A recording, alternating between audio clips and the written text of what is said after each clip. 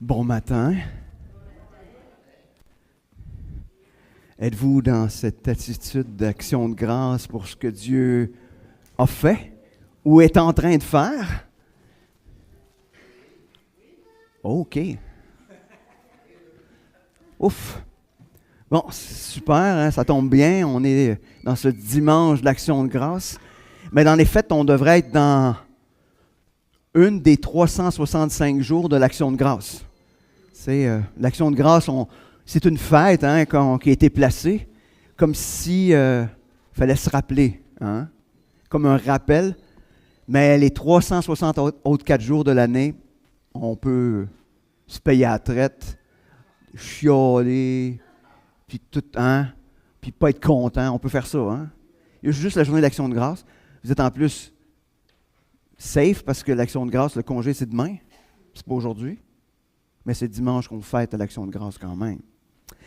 Donc, je me suis dit, est-ce que je continue dans ma série de vraiment mature ou je parle de l'action de grâce? J'ai dit, ben non, on va parler des deux. Pourquoi pas? Et comme vous avez pu voir, le titre du message ce matin, c'est d'être, rendre grâce, c'est un signe de la maturité. Donc, être vraiment mature, ça l'emmène à un changement d'attitude. Et c'est ce qu'on va voir ce matin. Donc, je ne sais pas si vous savez, mais on est dans une époque où tout le monde est d'accord, même la communauté scientifique, que c'est bénéfique de rendre grâce. Hein, on appelle ça dans le monde la gratitude.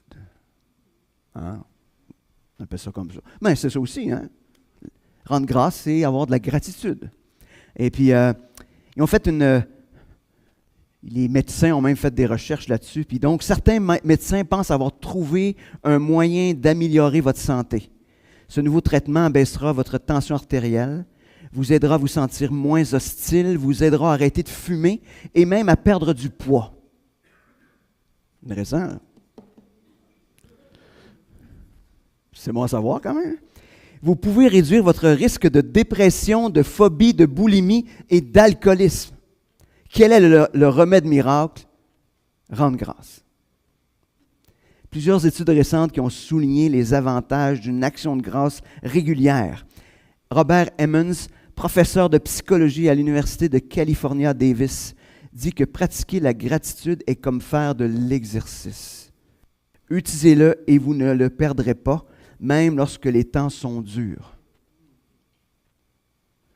C'est sûr, hein, c'est difficile de rendre grâce quand ça va mal. Hein? C'est plus dur. Mais si on est habitué d'être dans cette attitude de rendre grâce, même quand les temps seront plus difficiles,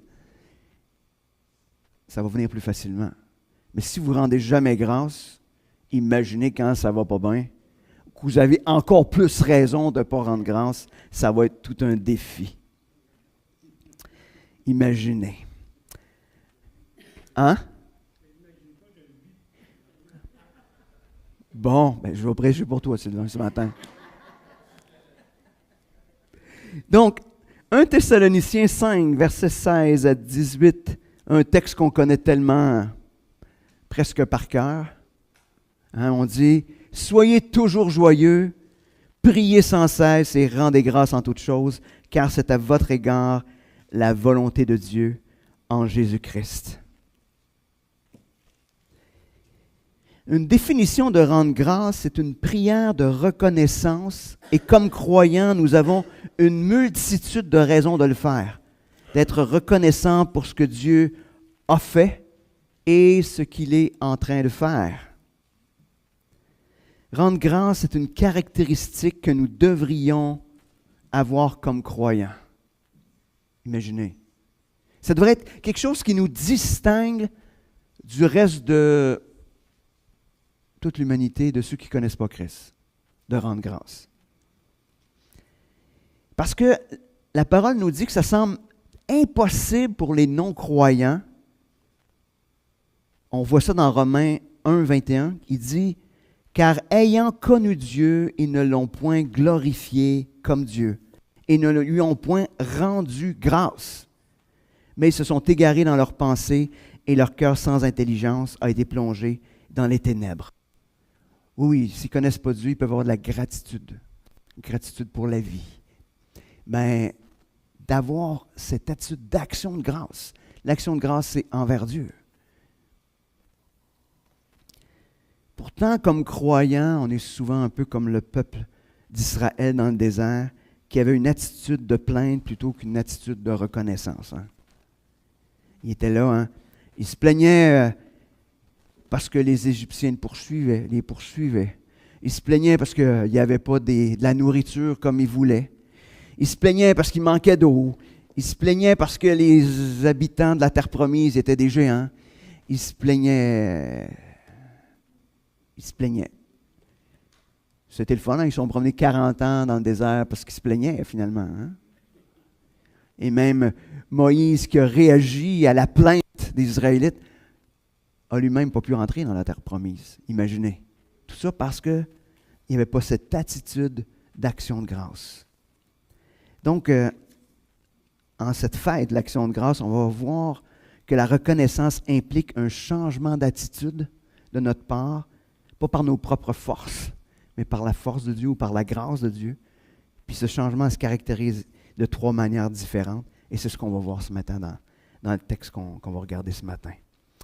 On va prier celui qui nous donne tout plein de raisons d'être dans l'action de grâce.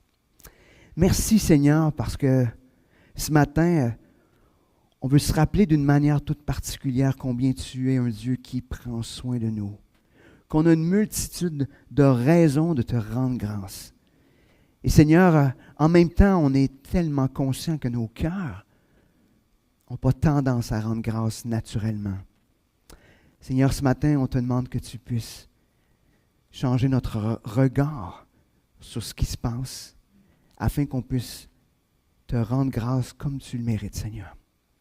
Et Seigneur, on ne veut pas le faire seulement en fin de semaine, mais Seigneur, on veut avoir cette attitude d'action de grâce, peu importe les événements, peu importe les jours de la semaine ou de l'année. Merci Seigneur de ce que tu vas nous montrer ce matin par ta parole. Amen.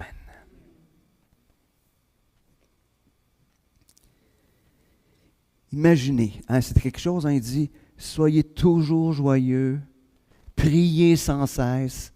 Il n'y a pas beaucoup de marge hein, quand il commence avec ça. Tu sais, toujours joyeux. Vous checkez là, voir si c'est ce que je vois dans la face du monde. Hein, on est là. Oui, j'ai dit, ouais, joyeux. Il y en a qui ont des visages plus joyeux que d'autres. Tu sais. Non, mais c'est naturel. Il y en a. Puis il y en a qui ont une face qui est moins. Il faut qu'ils travaillent plus fort. Je ne regarderai pas personne, mais. J'ai les yeux d'en face. Non, c'est.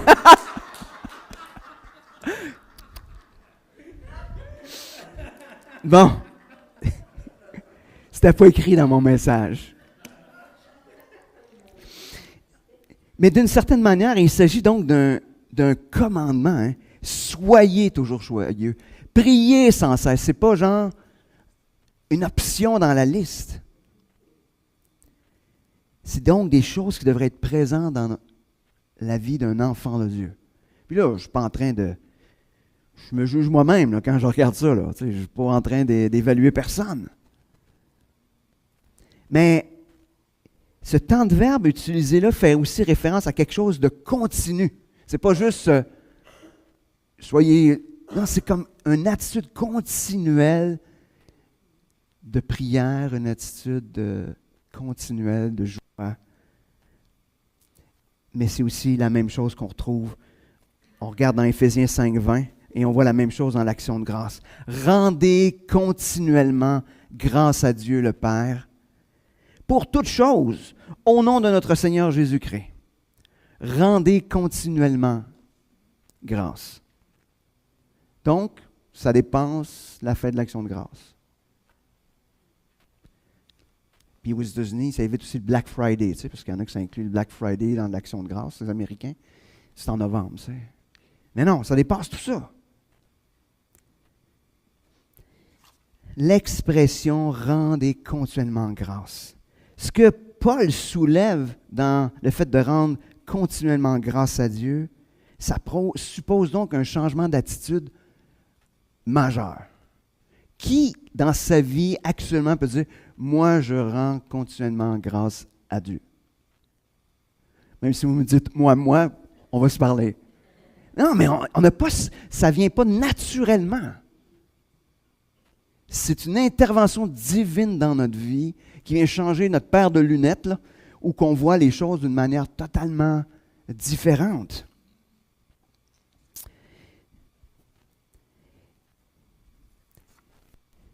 Mais d'une certaine manière, et Paul n'est pas en train de dire il faut qu'à toutes les 2 secondes, il sorte une action de grâce de votre bouche.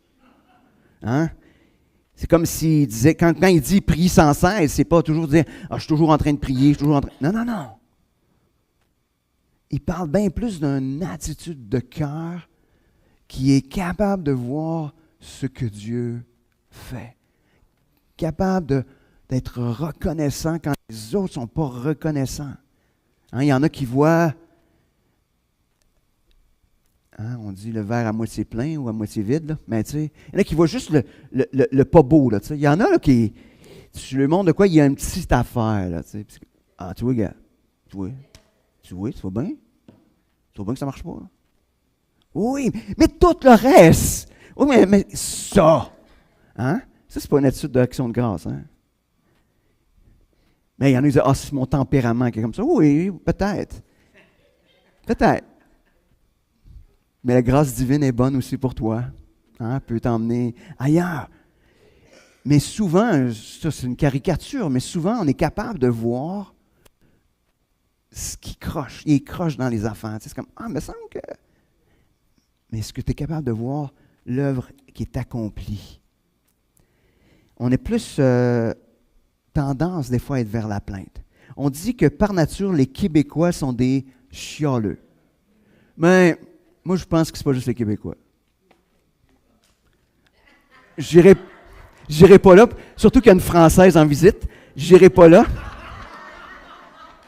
Je me retenais, là, mais je suis sûr qu'il n'y a pas juste les Québécois. Je pense que dans le monde occidental, les gens sont par nature pas par nature, mais par tout l'environnement les emmène à être des chialeux. Ici, on chiale pour la température. Il fait trop froid, il fait trop chaud, il pleut pas assez, puis quand il pleut, il pleut. Il fait soleil, puis ça ne marche pas. Il y a toujours quelque chose, hein? La température. Là, on a eu une super belle été, il a fait chaud, mais là, il manque d'eau. Donc là, on veut qu'il pleuve, mais pas trop, parce qu'on ne peut pas faire nos activités. On aime ça qu'il ne pleuve pas. Mais des fois, on aime ça qu'il pleuve. En tout cas, c'est compliqué. Hein? On chiale la politique. On n'ira pas là, OK? Les sports... le voisin, le boss, chacun, vous avez vos domaines de chiolage, je suis convaincu. Mais ce que Paul nous dit ce matin, c'est qu'à cause de notre nouvelle nature, nous sommes des gens qui sont continuellement reconnaissants. Alors, voyez-vous l'espèce de contraste entre la culture dans laquelle on vit versus cette nouvelle culture que nous devrions vivre comme enfants de Dieu. Et il y a quelque chose qui doit être visible. Est-ce que nous sommes parmi les chialeux ou les chialeux trouvent qu'on est différent? C'est un petit peu ça la réalité. Donc, il y a un aspect de continuel, mais c'est une attitude intérieure. Continuellement. Vous n'êtes pas rendu, je sais. C'est ça la maturité, hein? On grandit en maturité. Mais si vous êtes chialeux comme il y a 10 ans, je vais vous dire, ben là, il faut maturer. Puis il faut aller devant Dieu, qui vienne traiter ces choses-là. Donc, il y avait rendre grâce continuellement, mais il y a l'aspect de rendre grâce en toutes choses. C'est quand même quelque chose, hein? En toutes choses. continuellement, toutes choses. Le premier action de grâce américain n'a pas eu lieu en 1621. Il n'avait pas eu lieu en 1621. Lorsqu'un groupe de pèlerins a partagé un festin avec un groupe d'Indiens amicaux, c'est pas ça, tu sais, souvent, quand on lit sur l'action de grâce, ça nous parle de cette fête-là associée à ça. La première action de grâce enregistrée a eu lieu en Virginie plus de 11 ans plus tôt. Et ce n'était pas une fête. L'hiver de 1610 à Jamestown avait réduit un groupe de 409 colons à 60. Les survivants ont prié pour obtenir de l'aide sans savoir quand ni comment elle pourrait arriver. Lorsque l'aide est arrivée, sous la forme d'un navire rempli de nourriture et de fournitures en provenance d'Angleterre, une réunion de prière a été organisée pour rendre grâce à Dieu. Nous pourrions trouver que de passer de 409 habitants à 60, ce n'est pas une grande motivation d'action de grâce. Mais on oublie que dans le texte, ça ne dit pas rendre grâce pour toute chose, mais en toute chose. Et ça fait toute la différence. Il y a des choses désastreuses qui arrivent dans notre vie. Tu n'es pas en train de rendre grâce. Hey, il m'arrive juste du trouble. Je rends grâce, Seigneur, pour tout le trouble qui m'arrive. Yes! C'est pas ça que ça dit. Ça veut dire rendre grâce malgré les difficultés, malgré les situations plus difficiles. Ça devient... Puis des fois, on croit que rendre grâce, c'est comme « Ah, il faut que le Seigneur m'envoie des difficultés. Seigneur, envoie ça en go. » Tu sais, Job, il ne rendait pas grâce pour les difficultés qu'il a vécues. Hein? Non, il ne comprenait pas. Mais en même temps, hein, quand on lit l'histoire de Job, jamais, en aucun cas, son attitude a été mauvaise. Donc, il y avait cette attitude de reconnaître qui Dieu était et ce qu'il était en train de faire. Il ne comprenait pas. Donc, il était vraiment dans rendre grâce en toutes choses. En toutes choses.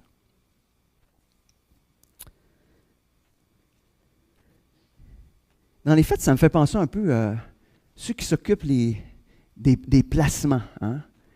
Tu sais, quand il arrive, tu vas placer ton argent, ils disent toujours, il faut que tu aies une perspective long terme.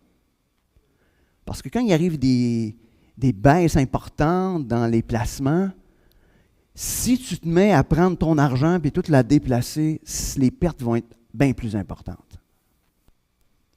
C'est une stratégie. Fait que donc, il faut avoir des perspectives de 10 ans. Hein, sur 10 ans, il faut voir à long terme. C'est peut-être plus court maintenant, mais à une époque, on disait, il faut que tu aies une perspective de 10 ans. Ou peut-être il faut voir sur 15 ans maintenant, je ne sais pas. Mais il faut avoir une perspective long terme.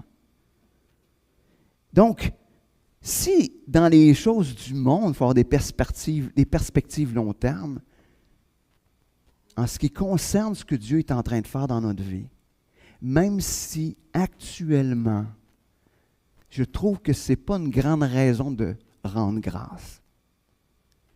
Ce que Dieu est en train de faire, vous n'en avez aucune idée, ça peut être donc quand même une belle raison de rendre grâce. Parce que Dieu a tout ça dans sa main, puis Dieu est en train d'accomplir quelque chose que vous n'avez aucune idée. Aucune idée. Donc l'action de grâce implique donc une vision à long terme avec des perspectives divines. C'est ça, donc Paul n'est pas en train de dire « soyez déconnectés de la réalité hein? ». Faites semblant que tout va bien. Faites semblant. Ah, tout est beau. Vous en connaissez peut-être des gens comme ça. Tu genre, ah, tout va bien, ouais. Même, pas juste la question, genre, comment ça va ce matin quand tu te croises à la porte. Là. Non, mais qu'est-ce que quand tu jases avec eux autres? Ah, tout va bien. Tu vois bien, tout le corps dit n'importe quoi d'autre, mais pas ça, là. Tu vois que dans leur vie, il y a un paquet d'affaires, tout est chaotique. Ah, ça va bien, ouais.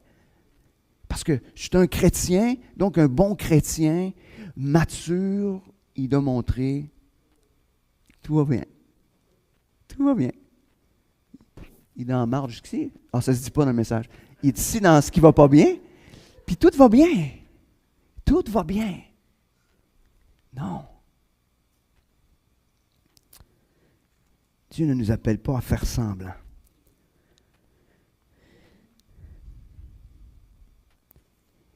Si on tourne dans Philippiens 4.6, on voit que l'enseignement de Paul sur le fait de rendre grâce dans les situations plus difficiles. Il dit, ne vous inquiétez de rien, mais en toute chose, faites connaître vos besoins à Dieu par des prières, des supplications, avec action de grâce.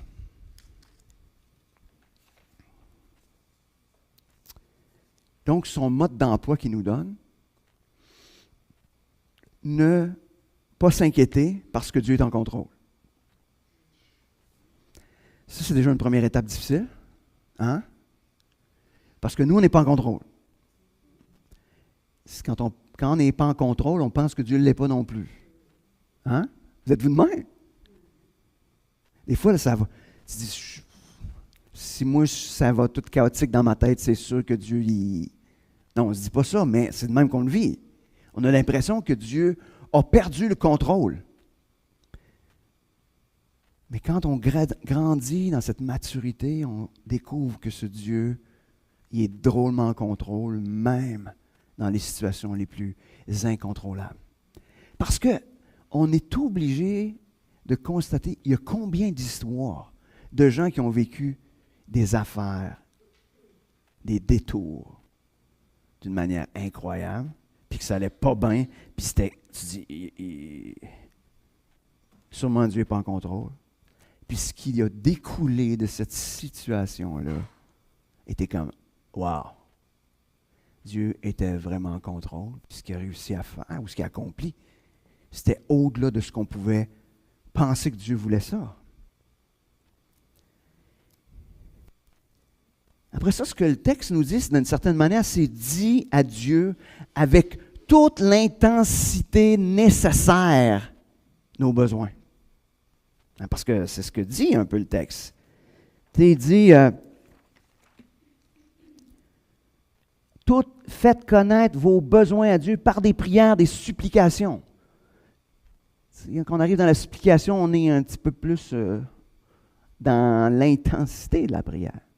Il y a donc des moments où on est dans la supplication, on n'est pas juste dans une prière, malgré que quand on demande à Dieu, déjà c'est parce qu'on a besoin qu'il intervienne. Mais quand on est dans la supplication, c'est comme, Seigneur, fais quelque chose. Je t'en supplie. Donc, dans toute l'intensité. Et après ça, ce qu'il dit, c'est, une fois que tu as fait tout ça, exprime votre reconnaissance du fait que, quoi? Il n'est peut-être pas intervenu encore, hein? Mais parce que vous avez la certitude qu'il vous écoute. Seigneur, je te remercie parce que je sais que tu es là. Je sais que tu es là. Je sais que tu vas intervenir d'une manière, j'en ai aucune idée. Je sais que tu es présent dans ce que je vis. Peut-être que notre problème, c'est une mauvaise vision de qui Dieu est. Est-ce que le Dieu que l'on aime ou que l'on adore est un Dieu qui ne s'occupe pas de nous? Un Dieu qui n'a pas le souci de ce qui se passe? Oui, mais ça ne se passe pas comme je veux. Oui. Bienvenue. Il n'y a pas personne dans l'humanité que les choses se passent comme ils veulent. Hein? Je ne sais pas si vous savez. Chrétien, pas chrétien, là. Il y a un moment donné que ça ne se passe pas comme tu veux. Ça, c'est normal. Mais nous, Dieu est là. Ça ne se passe pas comme on veut, mais Dieu, il dit, moi, je suis là. Tu pleures et Dieu pleure avec nous. Dieu, il nous console. Dieu, il est présent. Dieu n'est pas un Dieu qui est juste en train de nous regarder puis il fait comme, arrangez-vous avec vos problèmes. Non, non. Il est là, vivant, présent, agissant. Donc, on a plein de bonnes raisons de rendre grâce à Dieu, tout simplement parce qu'on connaît Dieu, puis on sait qu'il est là. Et c'est ça qu'on a besoin de se rappeler. Donc, soyons donc continuellement reconnaissants et en toutes circonstances. Il y a une troisième le mot-là va venir, caractéristique dans ce changement d'attitude. Nous sommes reconnaissants parce que c'est la volonté de Dieu. C'est la volonté de Dieu que tu sois reconnaissant. Ouais, mais là... Hein? Et qui de dire il faut que je sois reconnaissant? Il est Dieu. Il est Dieu. Il est Dieu. Pourquoi être reconnaissant? Parce que c'est ce qui fait plaisir à Dieu. Je ne dis pas qu'il faut faire les choses pour faire plaisir, mais je crois que oui. Dieu se plaît dans notre action de grâce, dans notre reconnaissance. On se demande souvent quelle est la volonté de Dieu à notre égard. Bien, le texte ce matin nous présente 3 aspects. Être dans la joie, prier puis rendre grâce. Ça, c'est la volonté de Dieu à votre égard. Déjà ça. Oui, mais je veux d'autres choses. Mais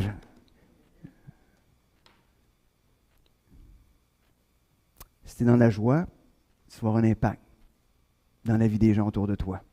Dans ta propre vie, mais tu vas avoir un impact. Les gens vont vouloir savoir d'où ça vient, cette joie-là. Si tu pries, bien, c'est certain que Dieu va ouvrir des portes, c'est certain que Dieu va intervenir, qu'il va t'emmener des places que peut-être tu n'as jamais pensées. Puis si tu rends grâce, dans toute cette intimité-là avec le Père, ça va être juste « wow ». En regardant le fait de rendre grâce comme un commandement et comme la volonté de Dieu, on pourrait tenter de faire les choses par nos propres efforts. Mais ça va venir rapidement un fardeau. Je ne sais pas si vous avez déjà essayé ça. Ben moi, je l'ai déjà essayé, c'est pour ça, peut-être que vous n'êtes pas comme moi, mais tu prends un cahier, puis dans le cahier, là, tu dis, je vais écrire toutes mes actions de grâce, tous les jours. On fait ça, là. Puis c'est pas négatif de le faire. Le problème, c'est de penser que parce que je le fais, que l'attitude du cœur va changer. L'erreur qu'on fait, c'est de vouloir ouais, aujourd'hui, je pourrais rendre grâce pour ça. Des fois, on faisait ça, il me semble, on l'avait déjà essayé avec les enfants. Tu sais. Finalement, ça revient toujours à la même affaire. Tu sais, mais c'est parce que le cœur, quand il est transformé, c'est de dire, hey Seigneur, on devrait être là en prière, dire, hey Seigneur, je veux te rendre grâce, mais je ne vois pas. Hein, parce que des fois, c'est ça, on ne voit pas. Tu sais, tu es là. C'est ça qui est le fardeau. Là, je me sens. Tu sais, il y a des journées des journées ordinaires. Pas des journées pas belles, juste des journées ordinaires. Ben là, je suis allé travailler, je suis revenu travailler. J'ai écouté comme à tous les soirs ma série Netflix. J'ai tout fait. Il n'y a pas de journée ordinaire. Une journée ordinaire. Il me semble qu'il n'y a pas de raison de grande grâce. Mais c'est plus, hey Seigneur, permets de voir. Parce que si on rend grâce en toute chose, c'est en tout ce qui se passe. Hey Seigneur, je veux te rendre grâce, je suis là. Qu'est-ce qui se passe là? Je veux te voir. Je veux te voir en train d'agir. Je veux voir tous les moments où tu es en train de faire quelque chose. Qui fait que oui, à la fin de la journée, tu peux les noter. Ce n'est pas un problème. Mais pas en train de te forcer pour les noter. Mais en train de savoir cette attitude puis de voir comment Dieu agit. Et finalement, peut-être qu'on a besoin pour certains de commencer à l'écrire, puis ça développe ce regard-là au fil du temps sur ce que Dieu fait. Puis ça, je ne veux pas empêcher ça. Je ne dis pas que ce n'est pas une bonne manière de faire. Mais il ne faut pas le faire comme quelque chose. Il faut faire. Il faut faire quelque chose.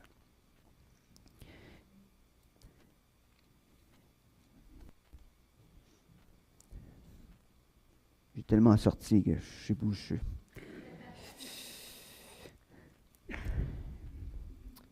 Être reconnaissant, comme on l'a vu, c'est tout simplement regarder ce que Dieu a fait et fait encore, puis dire merci.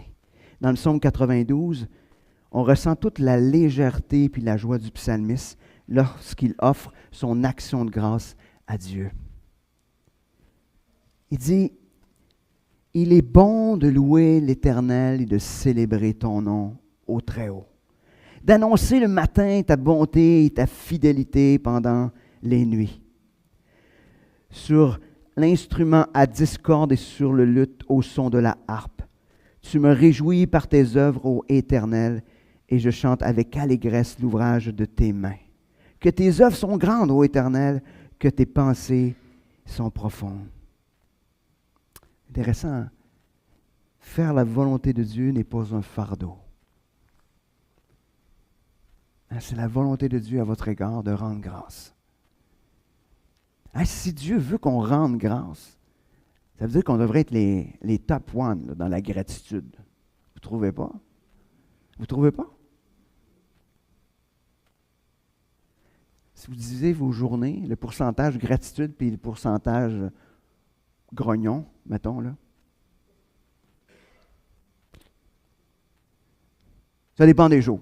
Ça dépend des jours. Hein? Ça va être ça? Ça va dépendre des jours, peut-être.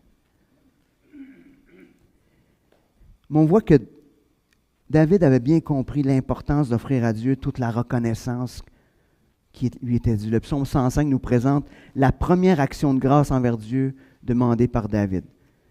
Puis on peut faire le parallèle parce que l'événement se retrouve dans 1 Chronique 16:7. Il dit, louez l'Éternel, invoquez son nom. Faites connaître parmi les peuples ses hauts faits. Chantez en son honneur. Parlez de toutes ses merveilles. Glorifiez-vous de son saint nom. Que le cœur de ceux qui cherchent l'Éternel se réjouisse. Ayez recours à l'Éternel et à son appui. Cherchez continuellement sa face. Souvenez-vous des prodiges qu'il a faits, de ses miracles et des jugements de sa bouche. Ce psaume nous présente des éléments d'une action de grâce. Il dit, louer, c'est dire merci. Invoquer son nom, c'est reconnaître qui il est. Faire connaître ses hauts faits à ceux qui vous entourent.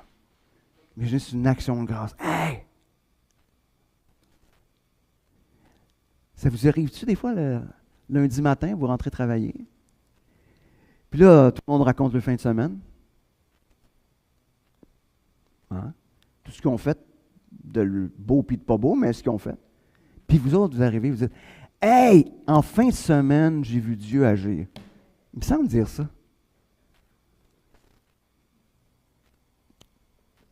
Ça se peut que ça arrête la conversation. Peut-être. Mais c'est ce que, d'une certaine manière, on est appelé à faire. Si on est dans la reconnaissance de ce que Dieu fait, on ne peut pas garder ça pour soi. Il faut juste le faire à l'Église. On dit juste à l'Église. Mais si on le disait déjà à l'Église, ça serait déjà pas pire. Des fois, on ne le dit même pas dans l'Église. Ça dit, chantez en son honneur les chants d'adoration. Pas des chants qui sont tournés avec des je, mais des chants qui sont tournés, qui élèvent qui Dieu est. Ça dit, parlez de toutes ces merveilles à tout le monde. Hein, c'est encore plus loin, là. C'est pas juste, hey, Dieu fait ci, Dieu fait ça. Oh. Faites attention, hein? Vous ne voulez pas vous retrouver pas d'amis non plus. Mais il faut que ceux qui vous côtoyez savent qui vous êtes, ce que vous croyez, ce qui est important. Pas juste, vous ne devez pas être juste ceux qui ne sont pas de ceux qui ne participent pas à. Hein? Oh oui, je suis un chrétien, lui, il ne vient pas quand on va là. Oh, lui, il ne fait pas ça. Lui, il se met à part. Lui, il ne fait pas. Non, non, non. Soyez pas juste de ceux qui sont à part. Hein? Puis là, on sort toutes sortes de péjoratifs, d'affaires péjoratifs. On regarde ce qui se passe avec le milieu évangélique aujourd'hui dans les nouvelles. On est weird. On est ceux qui ne font pas. Mais tu sais, si on était plutôt de ceux qui sont comme, hey, j'aime pas nécessairement parce qu'il rend grâce à Dieu, mais tabarouette, il y a une belle attitude. Il y a une belle attitude en toute chose. C'est...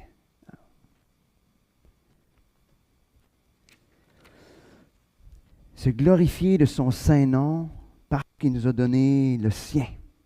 Nous sommes ses enfants. Wow! Donc, de se réjouir d'être son enfant. Quelle manière de rendre grâce en ayant recours à lui, premièrement. Pas à... Non, à lui, premièrement. Cherchez sa face, pas sa main. Cherchez ma face. Combien de fois, dans nos prières, on cherche sa main? On ne cherche pas sa face. On veut ce qu'il va nous donner. On ne veut pas le rencontrer. On veut ce qu'il va nous donner. C'est ce que le texte nous dit, chercher sa face. C'est considéré plus important de le connaître que de recevoir de lui. Ah, imaginez, moi, Dieu ne répond pas à mes prières. Oui. Tu l'as-tu rencontré dans ta prière? Ce serait de bien plus important. As-tu eu cette intimité-là avec lui? Tu t'es-tu senti bien dans sa présence? Je ne sais pas, je n'ai pas eu maintenant. Non. Est-ce que tu as goûté à cette intimité-là avec Dieu? Bien au-delà de ce que tu vas recevoir. Tu sais, quand on a des enfants, quand ils sont plus jeunes, des fois, ils veulent avoir. Non, c'est plus à l'adolescence qu'ils veulent avoir. Mais ils ont comme ça, là, tu sais. L'adolescence, des fois, ils ne veulent pas savoir rien de la relation. Ils veulent, oui, avoir quelque chose, mais pas hein, ils veulent ce que tu as dans ta poche. C'est ce qu'ils veulent. Mais pas tout le temps. Ils ne sont pas tout le temps comme ça. Mais quand on découvre avec le temps, quand nos enfants vieillissent, c'est plus juste ce que tu as dans ta main. Ils veulent la relation. Ils veulent la relation. Mais c'est la même chose. Comme enfant de Dieu, de vouloir la relation plus que qu'est-ce qu'il va nous donner, c'est aussi grandir dans cette maturité. Et c'est ça aussi, cette action de grâce. Je ne dis pas qu'il ne faut pas rien demander. On s'entend bien. Mais ce que je dis, c'est qu'est-ce qu'on veut, c'est le rencontrer. Il dit, se souvenir en n'oubliant rien dans les faits de ce qu'il a fait et de ce qu'il continue à faire. Se souvenir. Hein, dans les jours plus difficiles, des fois, il faut se rappeler. Il faut se rappeler. Ce matin, donc en conclusion ou en terminant, on doit regarder notre attitude. Sommes-nous de ceux qui sont reconnaissants en tout temps, peu importe les circonstances, parce que nous avons un grand Dieu en qui l'on fait confiance? Est-ce qu'on est différent de ceux qui ne connaissent pas Dieu, de ceux qui n'ont rien ni personne à s'appuyer dans les circonstances, quand toutes les circonstances de la vie nous bousculent? Ça me fait juste penser, je ne le chanterai pas, là, mais il y a un vieux chant. Et qui s'appelle hein? Je n'aurais jamais dû partager concernant ce chant-là. On va être obligé de filtrer le... Le chant, c'est « Quand le vol de la tempête ». Aussi vieux que l'autre, probablement. Mais ça dit « Quand le vol de la tempête vient assombrir ton ciel bleu, au lieu de baisser la tête, compte les bienfaits de Dieu. » Imaginez.